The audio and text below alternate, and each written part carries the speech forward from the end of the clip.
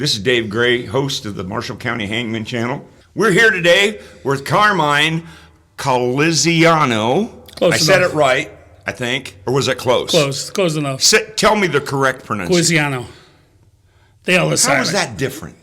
I just missed it. Yeah, the L is silent for the most part. But Colizziano. I didn't give it that. Yeah, you don't have that Paisan flair. Well, you know.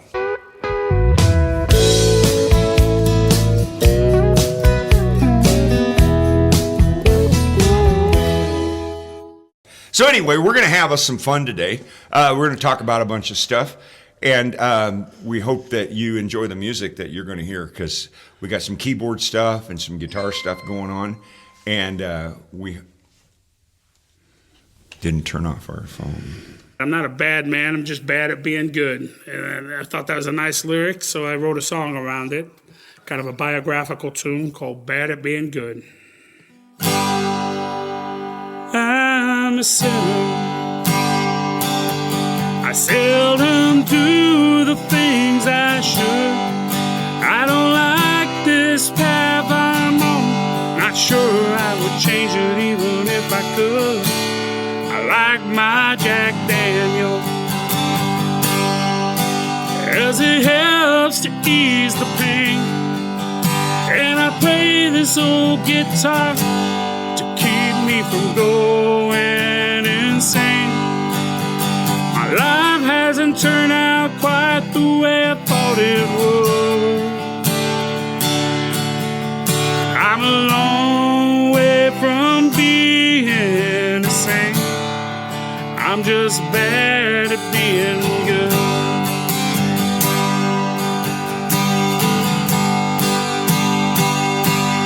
I may never get to heaven.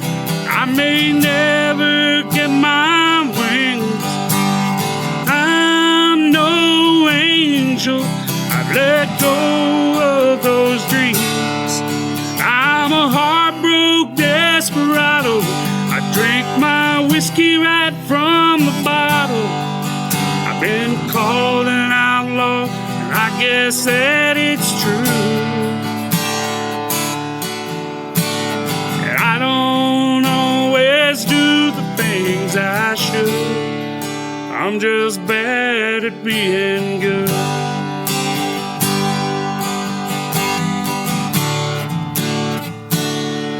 I'm a lover, but I couldn't make her stay. I tried to show her that I love her every day. Things haven't worked out quite the way I thought it would. I'm a long way from being the same. I'm bad at being good.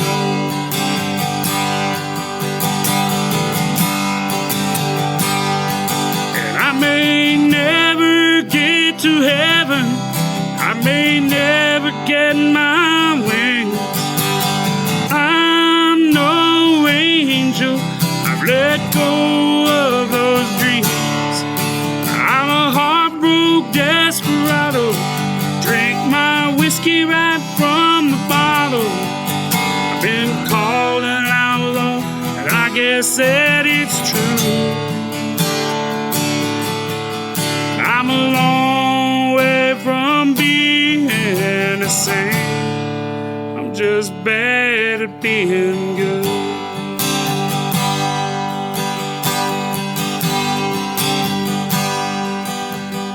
I'm a long way from being the same.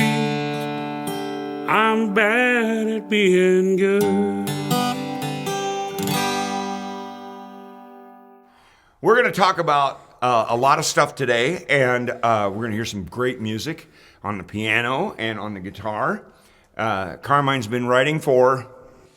about 40 years. About as long as I could write.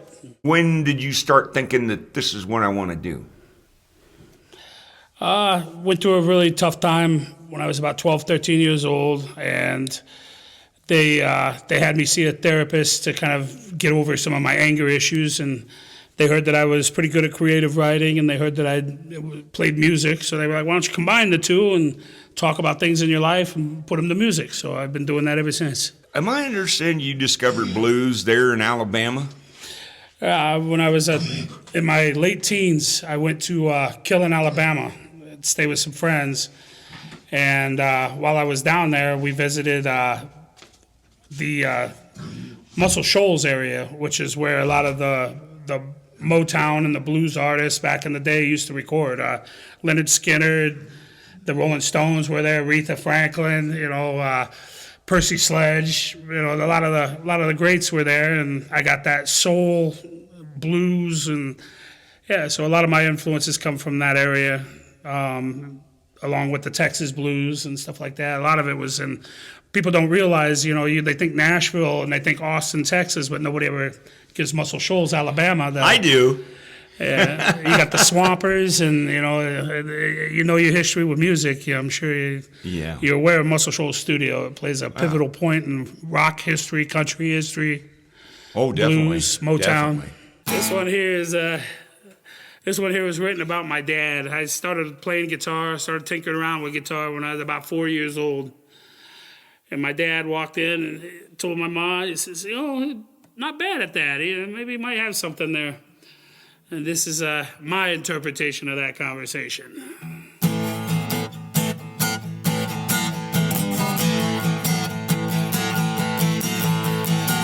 My daddy was a decent, hard-working man. Well, I was only about 4 years old when he put this guitar in my hand. Well, he told my mama, woman, listen to me. He was born with a broken heart and misery. I guess you could say I was born to lose. I was born with the blues. Born with the blues, with a guitar in my hand. From the time I took my first step, I've been a rambling man. Well, I paid my dues. I've seen a lot of things, broke a lot of hearts and guitar strings. I don't know what I'm gonna do. I was born with the blues. I grew up and meet the mean old woman. Guess I was really in love.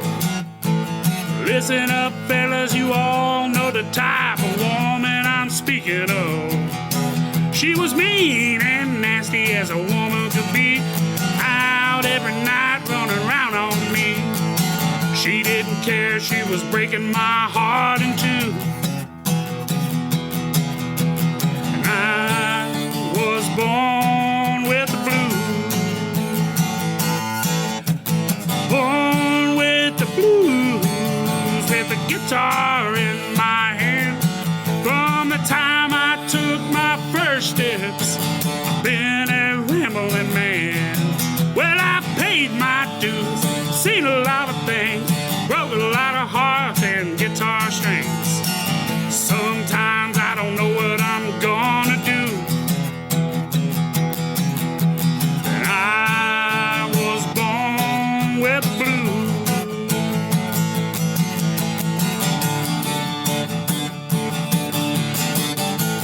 Guitar solo.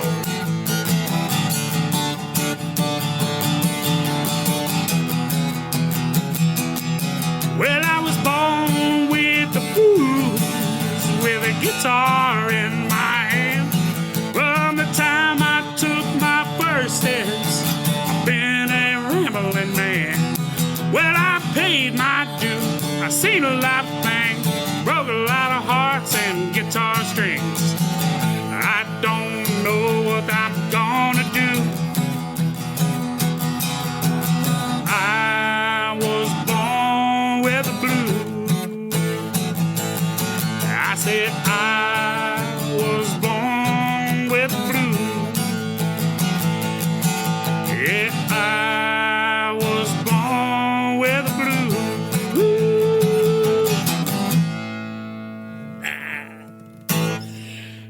yes. Now, I know you've traveled a lot in your lifetime. Now, where did you start out? I mean, when you were first out and about, where did you start basically traveling to? Went up and down the East Coast, New Jersey, New York, Iowa. Been to Iowa. My parents are from Iowa, and my sisters resided in the area. And then I went and lived with family all over the place. I've been to Colorado, Alabama, Tennessee. I've got some roots in Tennessee, and just pretty much any place just threw a dart at the map and said I want to live there, and I always has to have something musical and something outdoors. I always check what the fishing is going to be like, and I always check what the music scene is like. So Sure. Okay.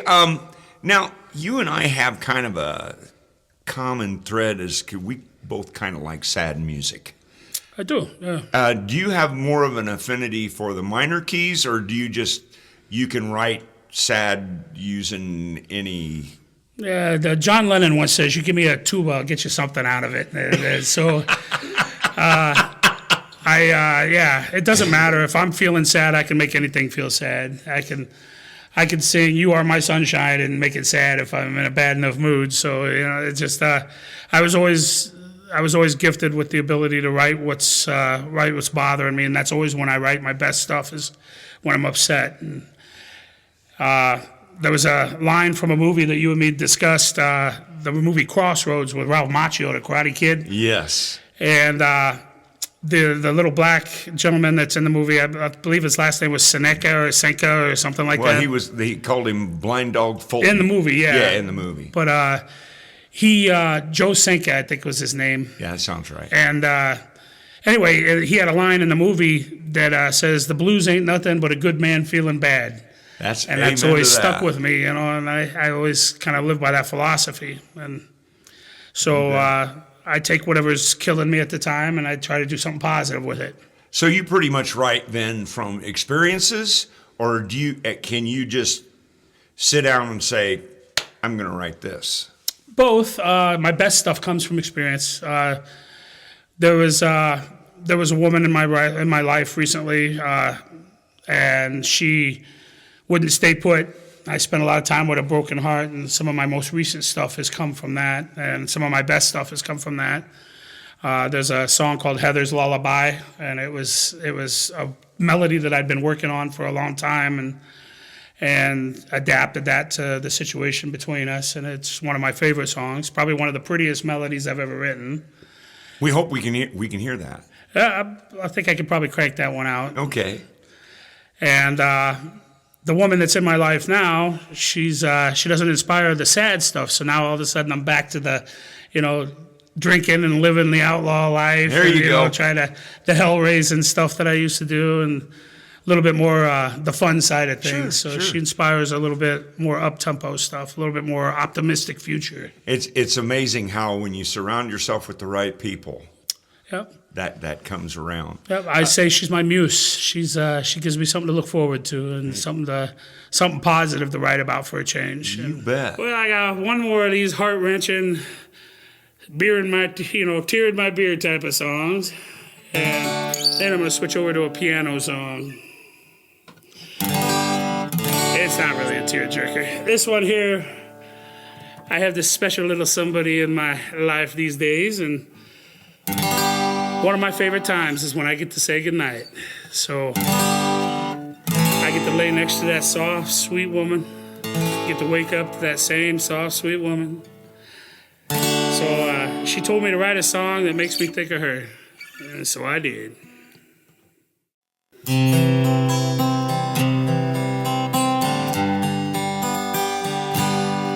There's a time for the laughter, time for the tears.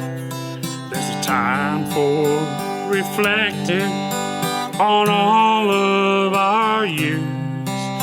There's a time for the children to watch them play ball. But the time that I wait for is the best time of all. we say goodnight at the end of a long, busy day. It means I wake up beside you tomorrow. That's still a whole night away. There's a time for laughing and arguing too. There's a time for making up, and I love you too. There's a time for working and playing around, but the day's all behind us now. It's time to lay down now when we say goodnight at the end of a long, busy day. Means I wake up beside you tomorrow. That's still a whole night away. And that's still a whole night away.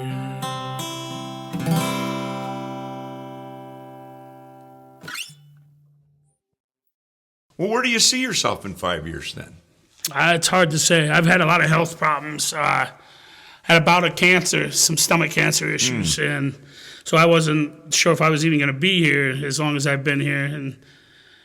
And you know, I've been dead more times than somebody my age, you know, probably should be, and I've seen some horrible things and come out on top, and so I'm just glad to still be here 5 years after all, you know, that stuff happened. Right. So 5 years, I'd like to be married and maybe live in a quiet little house and making a whole lot of noise. And so, you know, if that makes any sense. Yes, it makes perfect sense. This is a song that was written. Some friends of mine wanted to know why I always end up with the girl next door. And I said something about the good girls always love the outlaws because the outlaws always defend their women. Seems like the heroes are willing to sacrifice their woman, you know, for that image. The outlaw don't give a hell. That woman comes first, no matter what. So this is the song that came from that.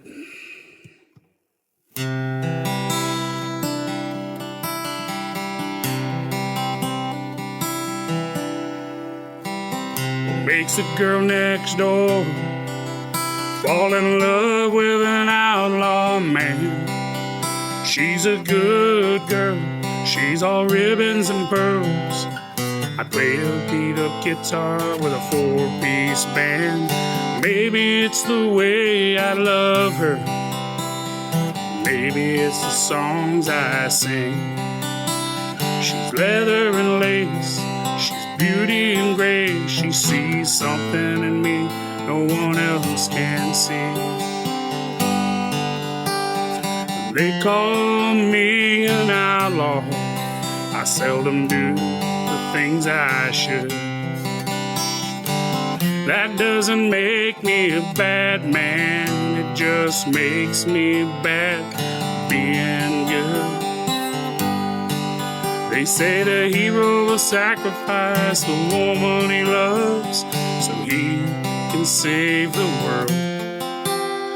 But the outlaw will sacrifice everything so he can save his only girl. If you consider that, it makes sense after all why the good girls love the outlaws. It's not always easy loving an outlaw man. My rebel ways will get old, her heart will grow cold when she learns all that glitters is not gold. Maybe it's the way I touch her, maybe maybe it's the right place and time. No use trying to exchange it, or even trying to change it. It's a natural obsession, and her love is blind. They call me an outlaw. I seldom do things I should. That doesn't make me a bad man. It just makes me bad being good. They say the hero will sacrifice the woman he loves so he can save the world.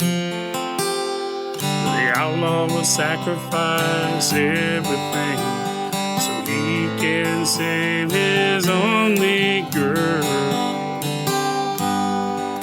If you consider that it makes sense after all, why the good girls love the outlaws. If you consider that it makes sense after all, why the good girls love the outlaws. Now, you had some experiences in Nashville. Can you tell me about maybe the Bluebird Cafe or Tootsie's? Yeah, I went down and I was invited. There was a gentleman that he hadn't quite made it big yet. His name was Randy Hauser. And he invited me down to Nashville and wanted to meet up at the Bluebird Cafe. And I was married at the time, and so we took a vacation down to Tennessee, my first trip on my own to Nashville. And he got me in. You know, they sit in a circle. It's called a guitar pull down there. Oh, yeah. They don't call it a jam, or it's a guitar pull. And so you get all songs, and you can only sing originals. You can't sing somebody else's stuff. And so you sit around in a circle, and everybody takes turns, you know, playing their stuff, and then you get input from people, and it's a constructive way of doing things. And I got invited the first time, and then the house invited me back the second time. Wow. And let me do what they call a showcase. Nice. And so I've got some of my best compliments on my songs in that club. And songwriter Kent Blasey was there, and I had no idea who he was. I mean, he could have been Elvis Presley for all I knew. And he comes up to me and he says, I really like that song. I don't remember which song it was I was doing at the time, but he says, I really like that song. He says, you got a gift for the sad song. You got an ear for it. And I was like, thanks. The bartender says, you have no idea who that is, do you? I said, yeah. No, I don't. Not a clue. And he says, that's Kent Blasey. He writes songs for Garth Brooks, and I believe Patty Loveless, and there was a couple others at the time. And he told me he wrote If Tomorrow Never Comes for Garth Brooks. And I was like, wow, that's one of my favorite Garth songs, you know. And he was gone before I made the connection of who he was. I wasn't really, thank you. And he was already gone. I think sometimes those artists kind of live for those moments where that you don't know who I am, and then that way you don't kind of like grovel. You know, some people do, but I just kind of wondered about that. Now, you talked about your guitar hero at some point, and could you tell me a little bit about him? I have several. I have Chuck Berry. That's the one I'm talking about. Chuck Berry was my dad came to me when I was a kid, and he brought a movie called Back to the Future.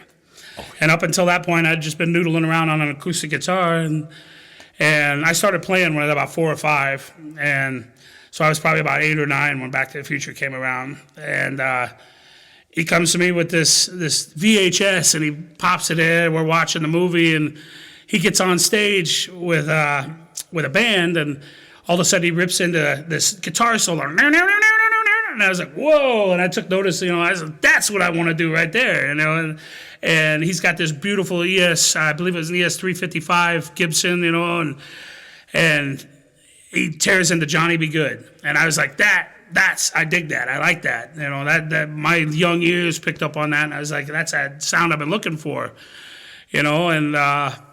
so I started following Chuck Berry, and I bought everything I could get my hands on. I wanted to learn Roll Over Beethoven and Johnny Be Good and No Particular Place to Go, School Days, and or Hail Hail Rock and Roll, and rock and roll music. I mean, I soaked all this stuff in. So I was married at the time. My wife was working at a casino.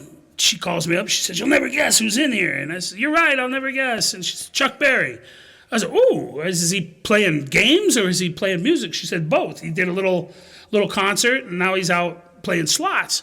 So I was like, I'm going to grab my CD. I'm going to see if I can get him to sign my CD. That would be like, that'd be the equivalent of a Christian getting a signed Bible. Yeah.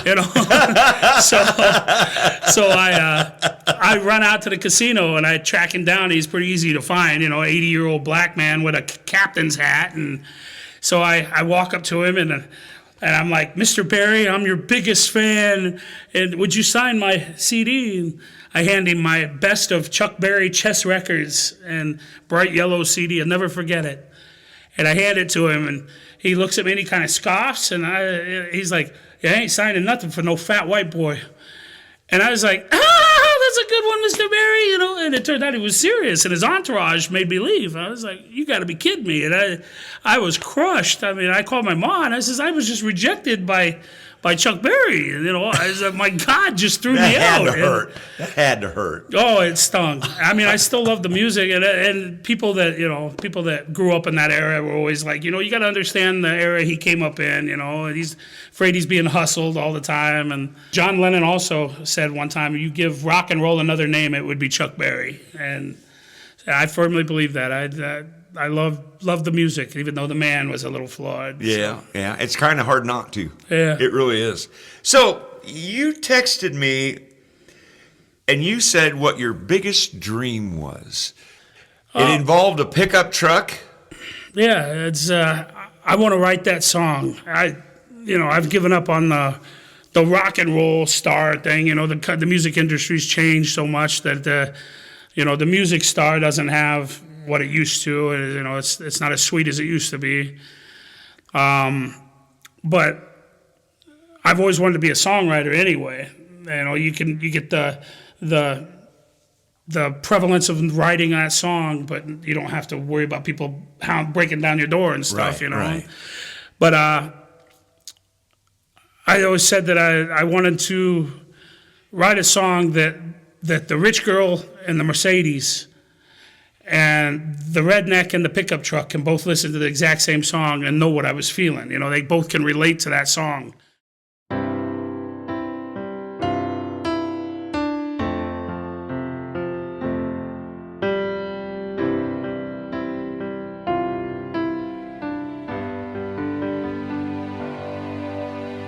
tried so hard to be your whole world. I was always so proud you were my girl. My arm around you, proud as hell. Without you, I'm just the shell of the man I was.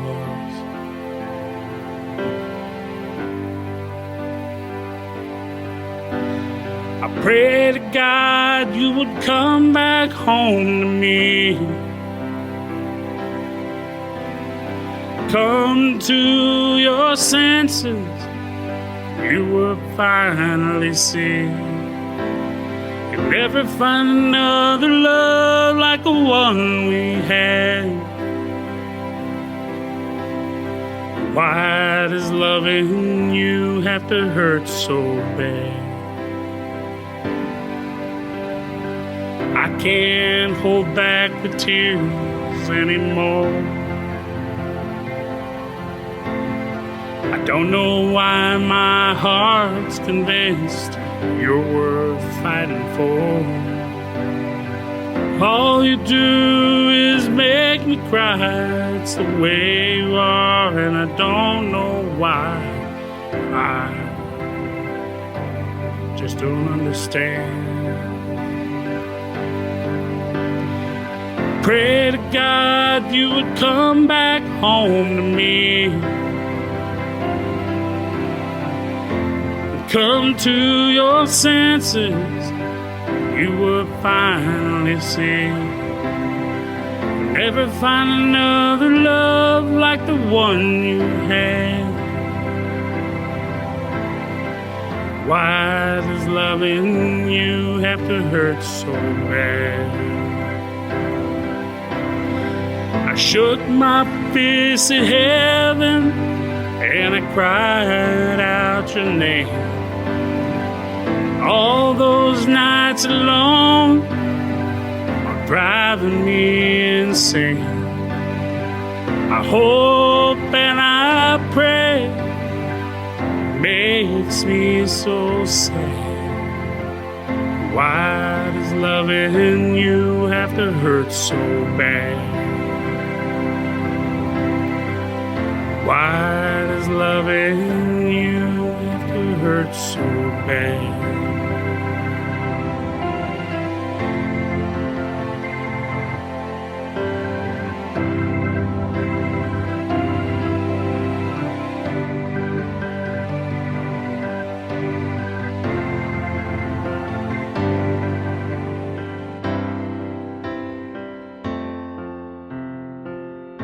Why does loving you have to hurt so bad?